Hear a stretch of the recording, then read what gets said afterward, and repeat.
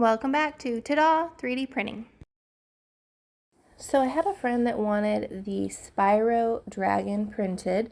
So we found this one on Thingiverse, which is a low poly version. The maker Dremos had said that they had a hard time opening the original file in Prusa Slicer, which is what I'm going to be using, and that they had made a repaired version. So that's the one that I downloaded to start with. There's two versions. I did the one that says fixed or repaired. This was kind of the inspiration pick for the design, so I wanted to see if I could do a color change and slice off the horns and figure out a way to use pins or something so that I could print it in a separate color and still attach it and make sure that it lines up correctly. I'd seen on a recent update of the Prusa Slicer that is an option to already have some way to attach these two pieces together.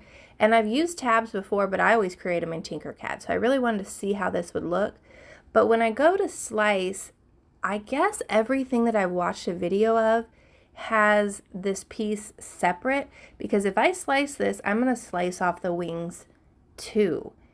And I keep looking at this thinking, well, maybe I'm missing something. Maybe there's a way that I can pull this slicer up and kind of move it out of the way so it's only slicing the horns off, not slicing the wings.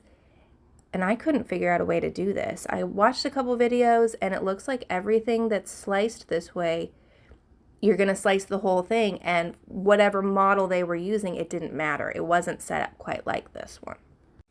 Also, I kind of assumed that this dragon was kind of like the Adelina dragon where I didn't need to use supports. But the more that I'm looking at these wings, I started thinking, there's no way that I can print this without supports. That second angle on the purple that you're seeing, it looks like it's almost perfectly flat. I pulled in the other STL that was not the 3MF file, that was not repaired, to see if anything looked different on this file, and to me they look the exact same, and I'm still going to have issues with supports.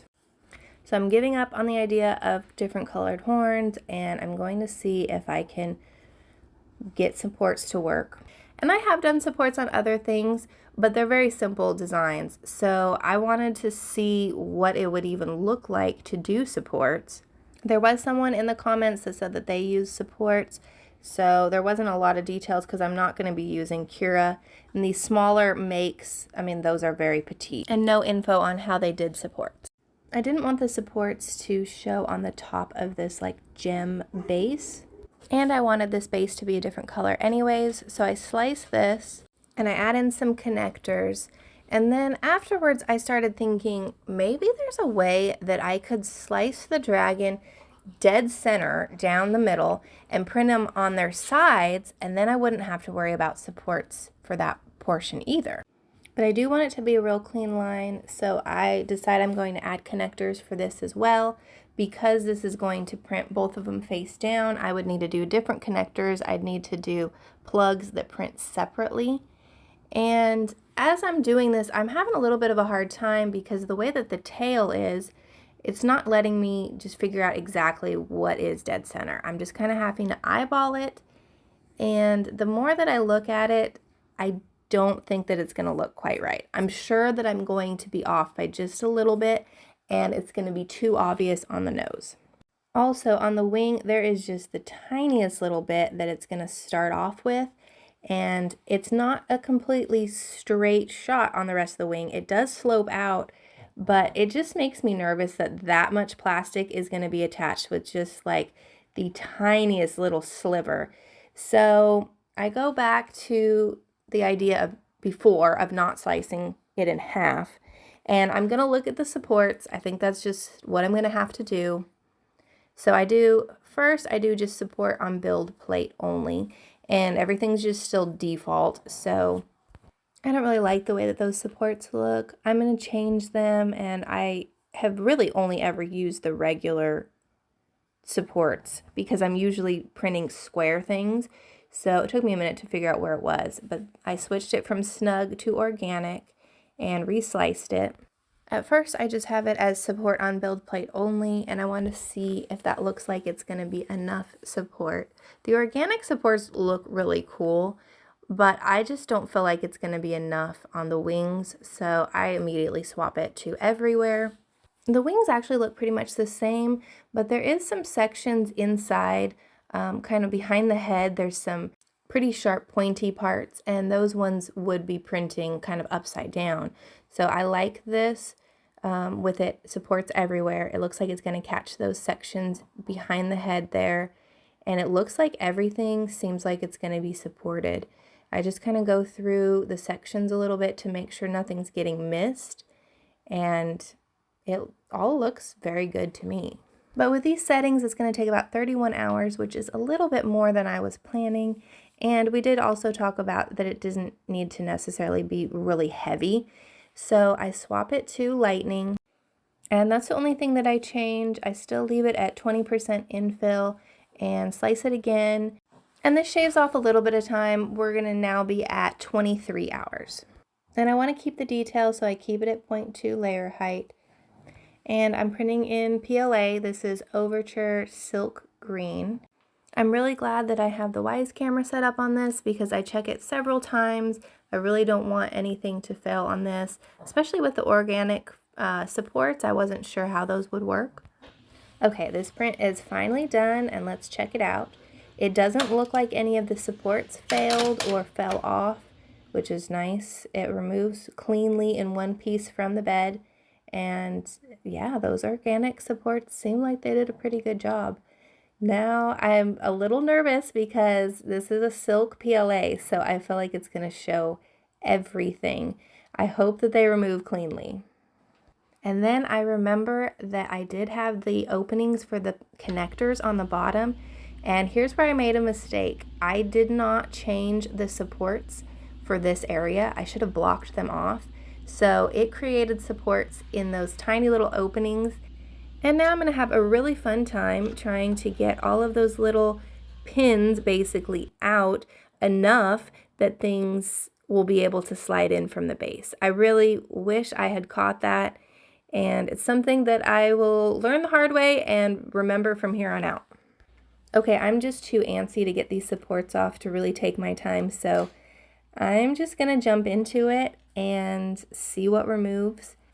And these organic supports, for the most part, that front part kind of just snapped off. I like that they're hollow, and I don't know if that's because I used the lightning, but it seems like they're coming off really clean. I mean, I am surprised. I'm really shocked at how clean that first section on the wing was. These other bits will be a little bit harder because there's so many different pieces that are attached, and I am trying to be careful, but for the most part, they do seem like they break pretty good.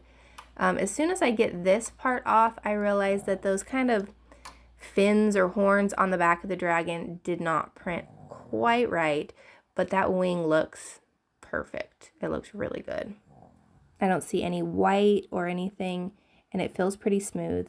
This back of the horn here didn't print great. It's a little bit rough. And I see in between the wings here, there's a little bit of filament that looks like it doesn't belong there. So I spend some more time removing the other supports to see if I can get into that area.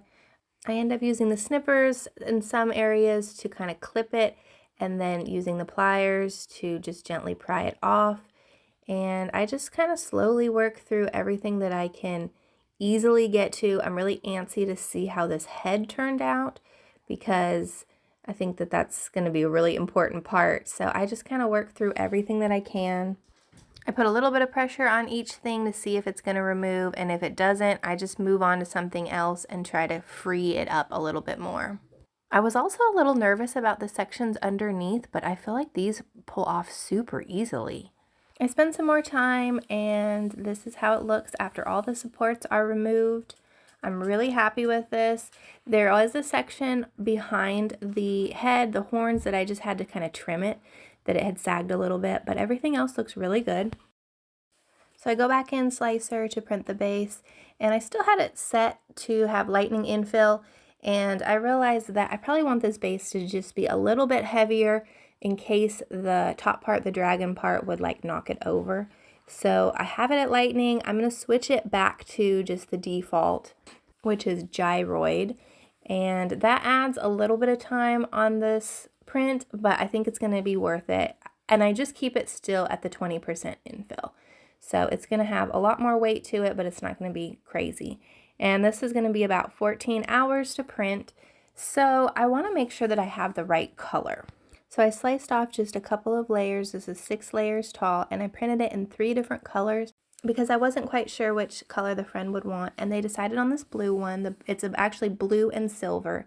And then I realized I was an idiot to just print the lowest part. I really need to make sure that the pins work before I spend all that time. So then I sliced and just printed the very top part to make sure that the pins will line up and they look good. So now it's finally time to print the base. And this goes really smooth and finishes relatively easy. I always get a little nervous with silk PLA that there might be like a little bit of an area where it clogs and it shows up a little easier, it seems like, on silk. But this printed really smooth and all the pins worked out good on top. It looks really good. This is that 2-color dual filament that is blue and silver that goes all the way through each line. It's not a rainbow. And it just kind of ends up printing as a light blue, but I think it looks really cool. And then once we got it glued together, it turned out really nice. The pins were a little bit tricky to get them to line up, but it did work out. And the statue sits pretty flush with the base. And I'm overall really happy with it. I think it turned out really good. So the 2 pieces together took about 37 hours. Let me know your thoughts. Thanks for watching.